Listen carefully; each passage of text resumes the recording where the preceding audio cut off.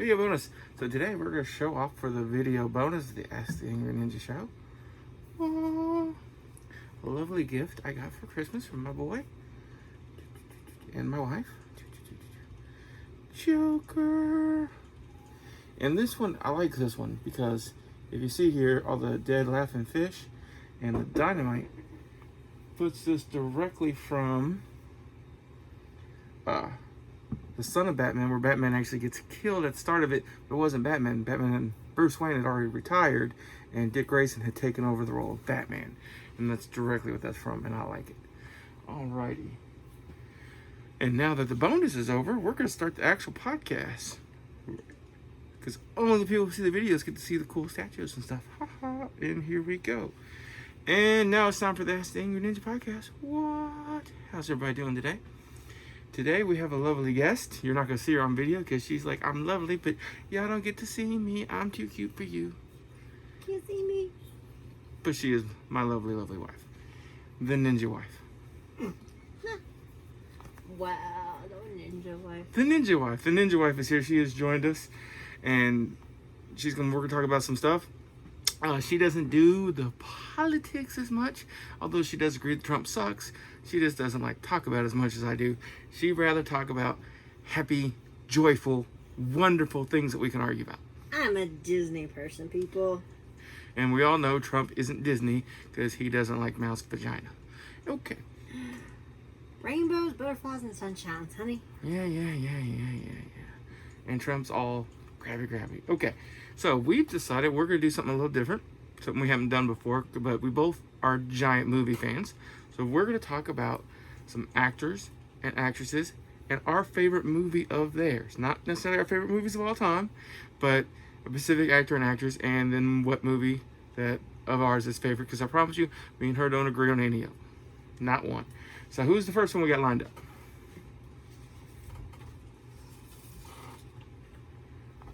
Okay, I guess I'm going to read that one too. Keanu Reeves is number one. What? Okay, so what is your favorite Keanu Reeves movie? Bill and Ted. Bill and Ted. Which Bill and Ted? The first one. The first one. The second one wasn't bad, but I like the first one. And what was about that movie that just... Because it was ridiculously stupid. It made me laugh. I mean, well, it was supposed to make you laugh. Accomplished. Yay. And George Carlin as Rufus is always awesome. Right? How do you forget about George Carlin? Come on, George. How about I forgot his name? Okay, you remember Rufus at least. Yeah. And what was the whole point of that movie? What were they trying to do?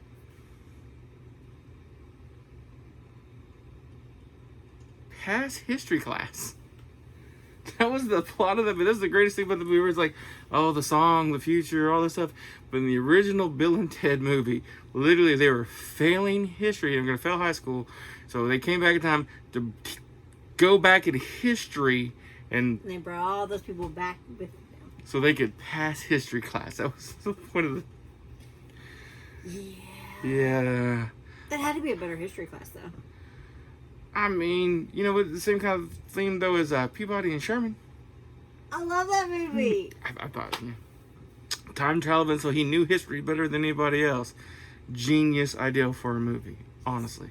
Now, my favorite Keanu Reeves movie, nothing like Bill and Ted at all. As you can probably imagine, The Ninja wants the movie with the most ninja fighting. So it's a toss-up, honestly, because I love the new John Wick movies. All three of them are amazing. And the other movie that is my favorite, unfortunately, I can't say that much about the sequels. Matter of fact, at this point, I pretend like the sequels didn't happen. That way I can still think of the first one as a good movie. Has anybody guessed what it is?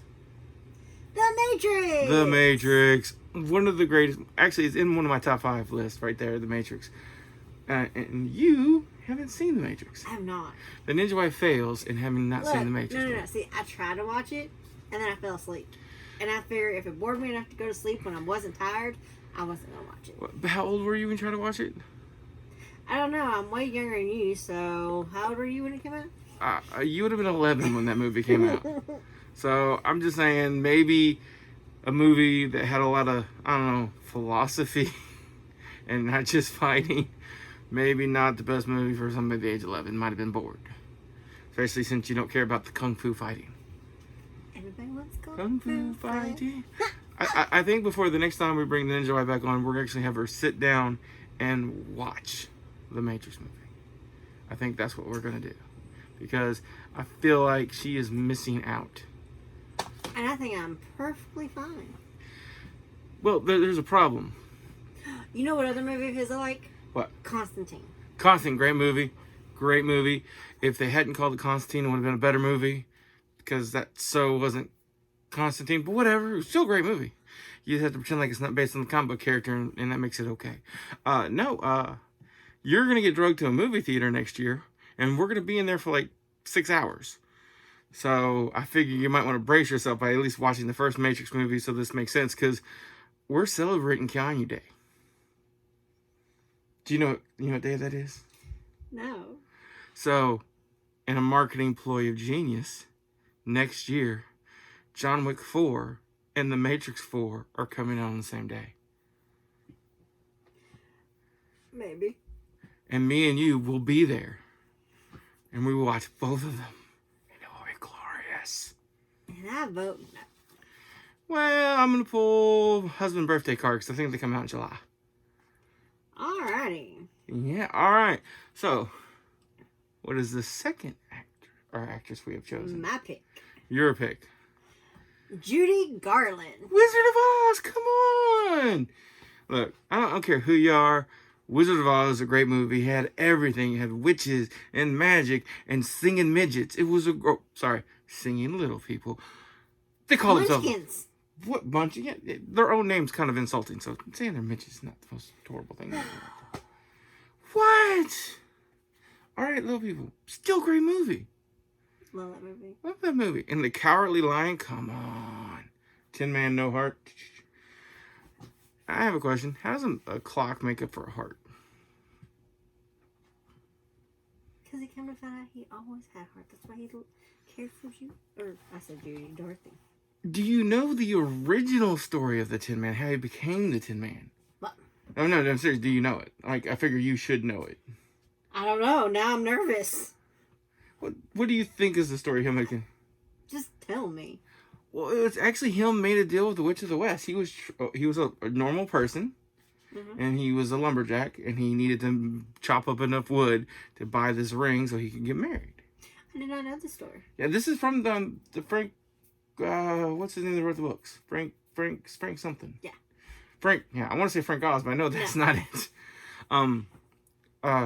So he went to the Wicked Witch and made a deal like, hey, give me this arm so I could chop more wood. So I won't be tired. And he goes there and gets his arm, but then his legs got tired from being out there. So he went back to her again. He's like, oh, my legs, I'm still getting tired.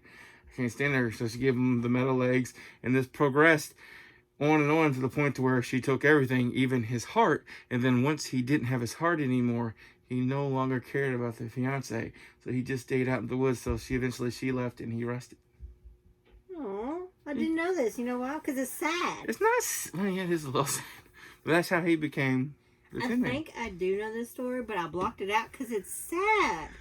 Well, if you actually stop, not just watch the movie and actually read the books, apparently the books were a powerful. It's just been a minute. They're a powerful political message. It wasn't just. It's kind of like the Starship Trooper movie. Right, horrible movie, right? Like no political message, no nothing. Like if you like half naked girls and bugs blowing up, you're happy, but there's nothing else to that movie, really, right? Right. You know the only thing they got accurate from the book of that movie? No. The dude's name Rico.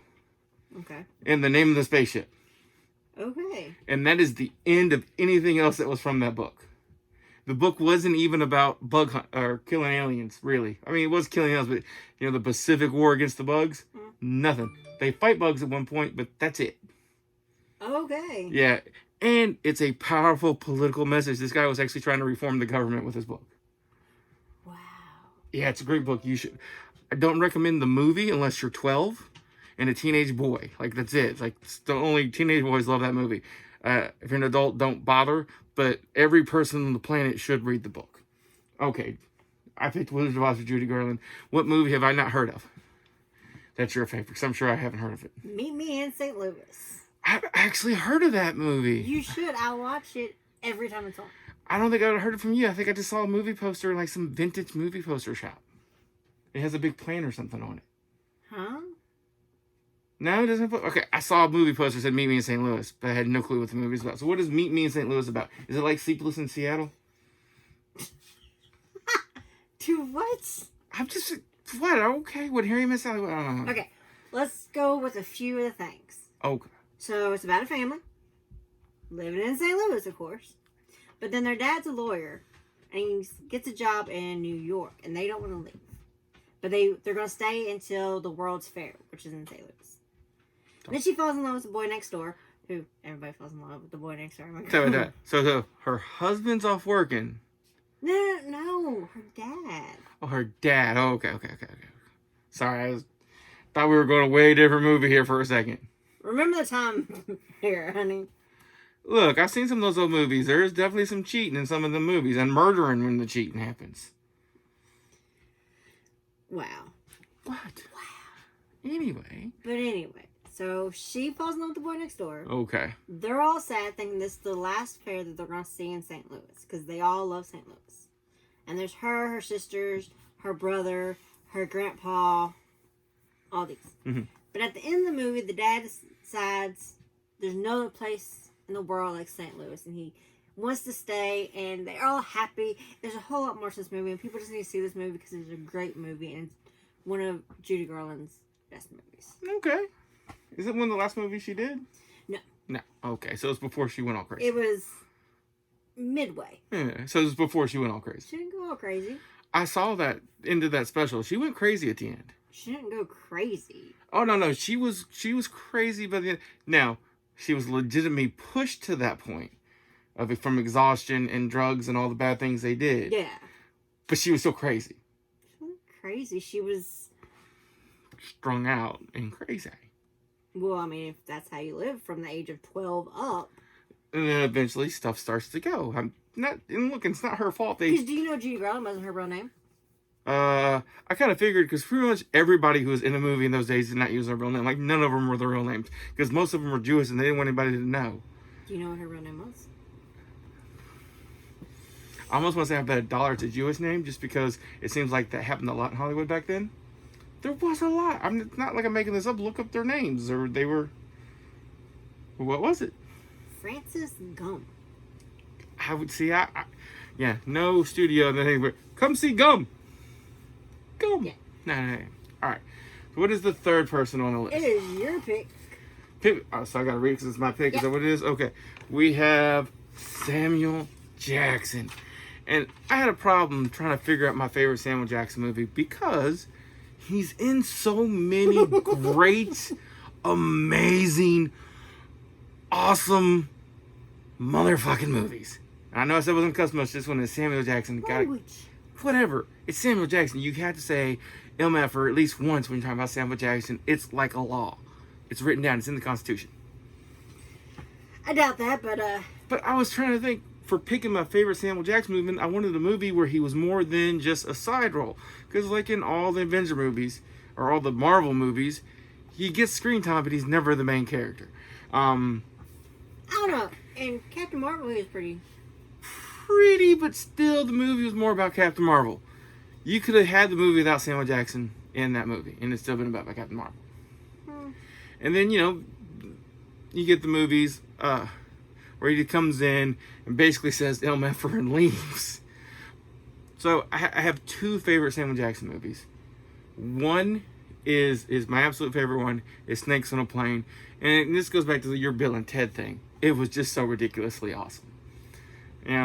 I've already said MF once, so I can't say it again, but there is the classic line from that movie. I'm sick and tired of these snakes on this plane.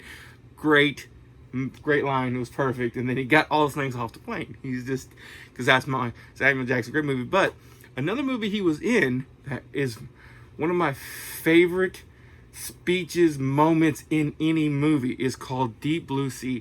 The movie itself is not great. It's got LL Cool J in it. It's got Thomas Jane in it. It's got Samuel Jackson in it. And Michael Rappaport's in it. And it's a good movie.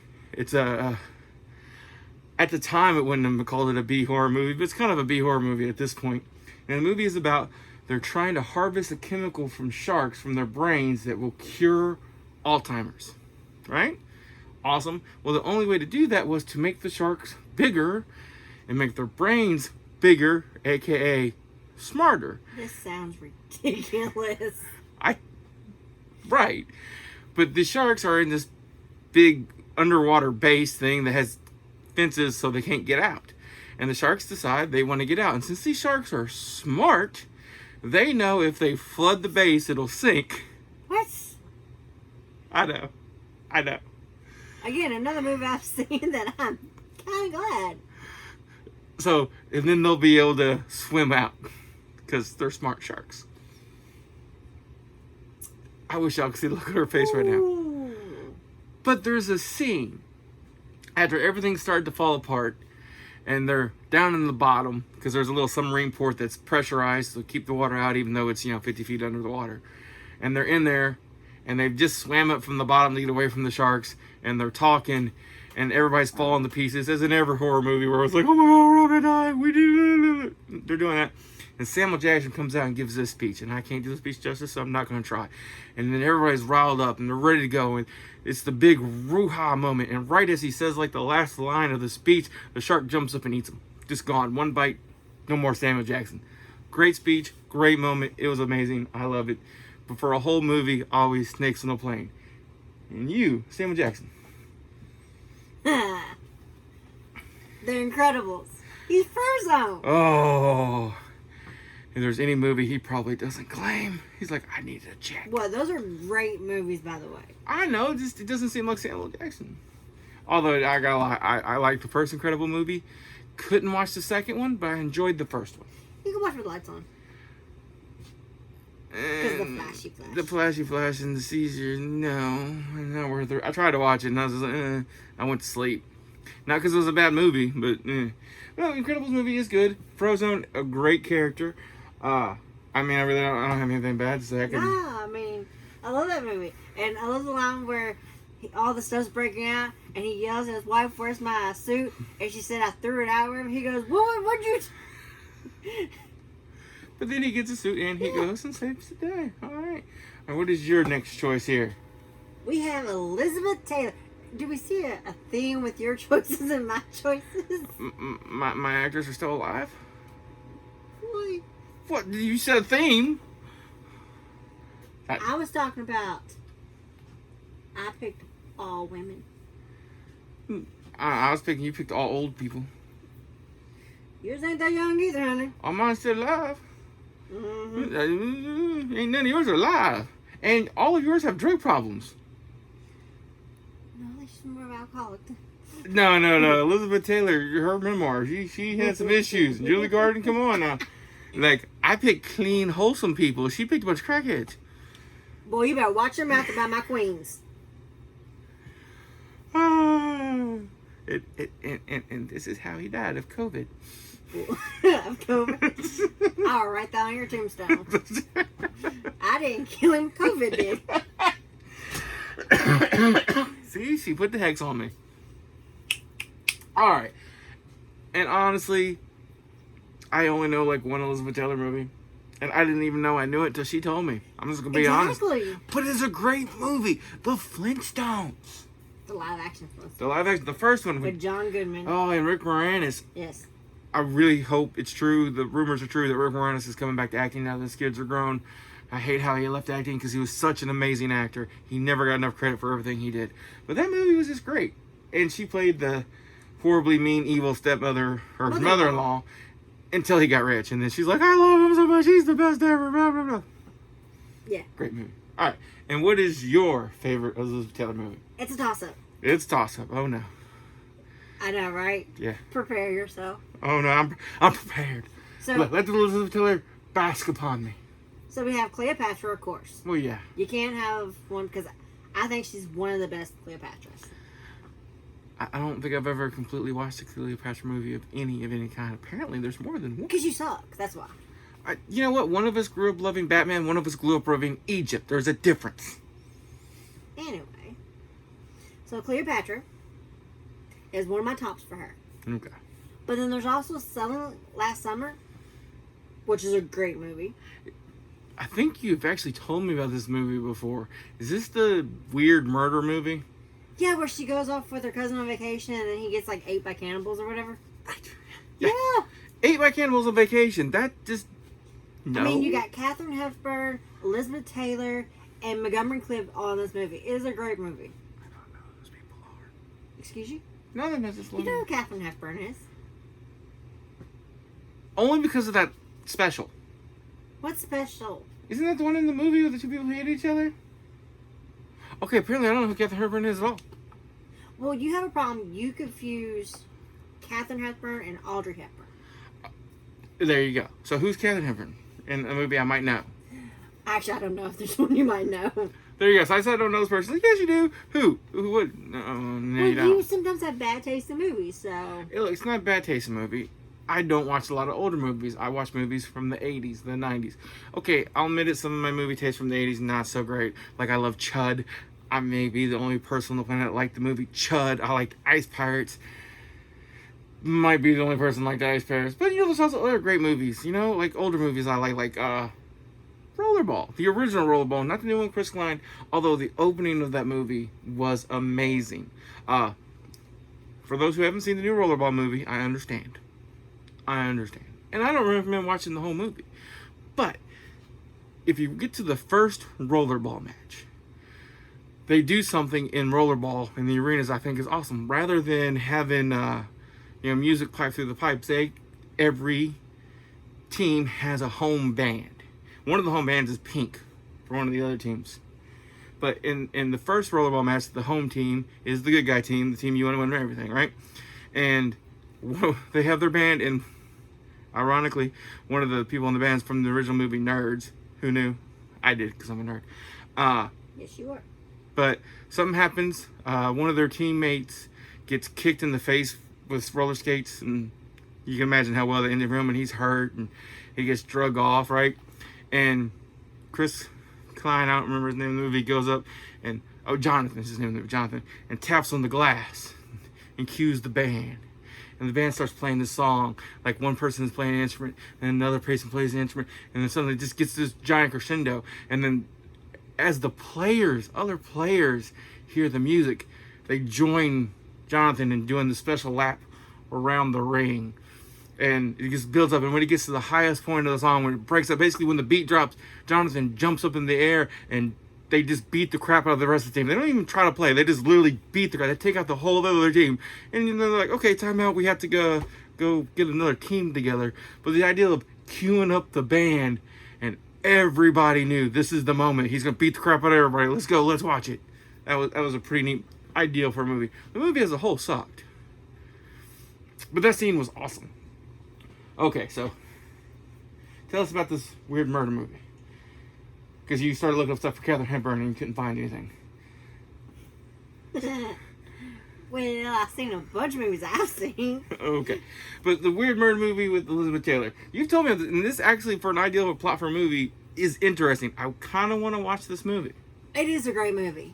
And, like, Elizabeth Taylor's character, everyone, like, she's crazy, she's nuts. I mean, you've seen your cousin eating alive. Of course you're a little crazy now. I mean, if I see somebody eat too much of a red steak, I kind of get a little queasy. But it seems like through the whole movie, her aunt just kind of wants to... She doesn't want anything bad said about her son. So she's trying to prove that she's crazy just to kind of push her away. Push her aside so nobody really sees her or anything.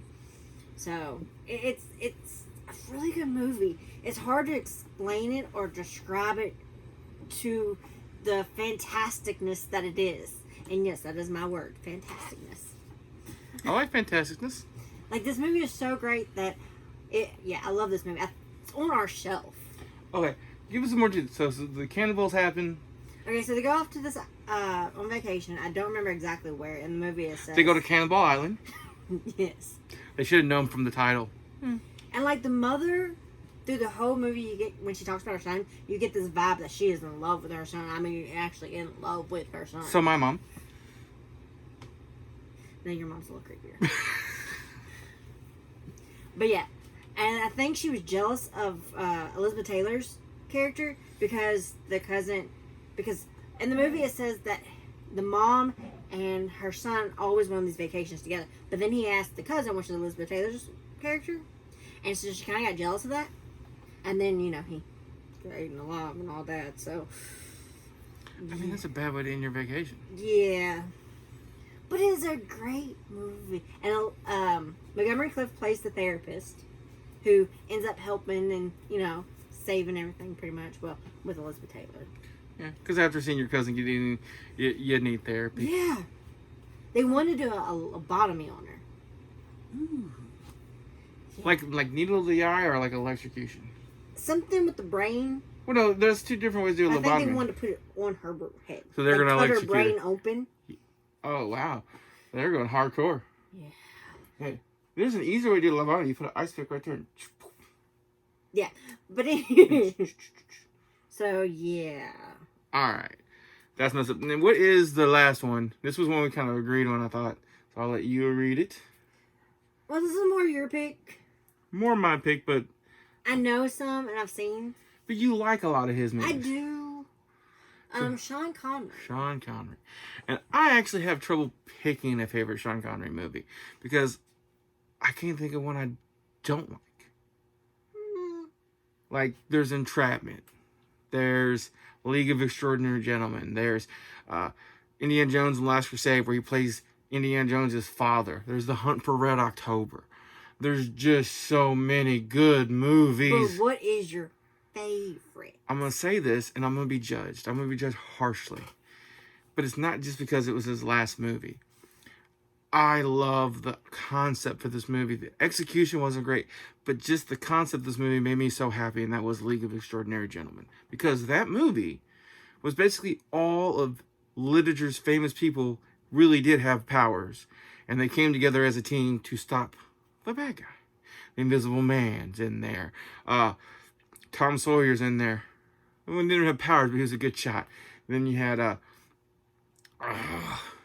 Sean Connery in there playing, oh my god, his name's now escaping my brain, go figure. But he played the Great Hunter from Australia. Then you had the wife of Dracula. Awesome. You had Dr. Jekyll and Mr. Hyde. You had the dude with the painting. He couldn't look at the painting. I cannot remember his name. But he was in it, that character. The Invisible... I mean, just great. And they come together. Oh, yeah, Captain Nemo with the submarine. Everything, all these characters together being a super team to stop the bad guy. I just love that movie.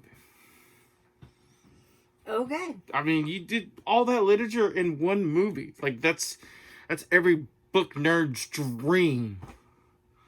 And what is your favorite movie? It's a toss-up. It is a toss-up. Okay, what are we tossing up? Highlander? I mean, can't go wrong with Highlander. There can be. There can only be one. Although the ironic thing with the sequel is apparently there could be... Yeah, right? I mean, they made a whole TV series about how they apparently just couldn't get it down to one. There was a TV series. There was. I forgot about the TV series. And that led to the fourth Highlander movie, which made no sense. And Dragonheart. And Dragonheart. I love the concept of Dragonheart. So this dude, Sean Connery's character, which I don't remember his name from the movie. Do you remember his name from the movie? You don't. You know what? I don't either. We remember the movie, but sometimes remember names is hard. People, we're old. Well, he was the dragon. Hmm? He was the dragon. Right, but he had a name. The dragon like had... Draco? I honestly don't remember. The concept of the movie is the last dragon is being hunted by the greatest dragon hunter of all time. And basically, the last dragon's like, look, you kill me, you're out of job. So I didn't think that's what this one was. I'm almost 100% positive that's what this one was. I'm like 1,000% positive that's what this one was. So. The Last of Yeah. the Dragons. Yeah, I know exactly what this movie is. See, I remember. Ha! Yeah, but I thought him and they became friends. And They did, yeah. but that's how the movie starts. Is Well, yeah, well, it starts. I thought you meant the whole movie. I'm like, no. And he's like, hey, you kill me, you're out of job. yeah. We need to work together. I misunderstood. And they literally cut a deal where he would fly out and he would shoot this fake thing at him. Yeah. And like, oh, you killed another one, here's your money. Yeah. They were scammers for the early ages. And they became friends and it all works at the end. And he goes and makes dragon babies somehow by Yeah. himself or something. Because, you know, you're a dragon, you have magic, you can just shit out a baby even if nothing makes woohoo with you. Woohoo. Are we playing The Sims now? I mean, you said I need to tone down the cussing, so I said woohoo. I'm just saying. So, yeah. Great. And Highlander. Highlander. Let's talk about Highlander. Talk about Highlander. How, in the concept of this movie, do the police not notice all these chopped off heads? I know it's in the movie a little bit. They're being paid off. Like, yeah. By lightning people? I mean, because they turn to lightning when Okay, they get... if you see a lightning person, are you really going to run and tell on them? I'm a ninja. No, I'm just going to go ninja kick them in the throat and take their lightning power. Yeah, like, you see someone by lightning and chop someone's head off. I'm sorry, I'm out. You're out? You're leaving? Deuces, I'm out. No, you're not. You're going to get popped and be like, do that again. I'm just going to be over here. Can I record it now? Like, let me get on my phone. That's so magical. Alright. And the end of the movie, he gets the power. Honestly, I felt like the power he got at the end was kind of It was so they made another one just to explain it away. Alright. Do you have anything you want to add to this wonderful show? Not to this one. Next one needs to be Disney. Yeah. Okay, we'll do a couple Disney. We got to mix it. We can do all one thing. We went all over the thing here. We did a romance. We did a murder mystery. We did action. We did ridiculous comedy. We even did Wizard of the Oz. Come on now. I'm melting. I'm melting. Oh no, I'm melting. There's no place like home. There's no place like home. Like, we hit it all, and that's the point. You hit a little bit of everything, make everybody happy. All right, guys. It's the Angry Ninja here. I wasn't that angry today. Classic cartoons. Because guess why I wasn't angry? Because I had the Ninja Wife. Say goodbye, Ninja Wife. Goodbye, Ninja Wife. Okay, that joke's not old or nothing. Peace out, guys. Have a good one. You're my wifey.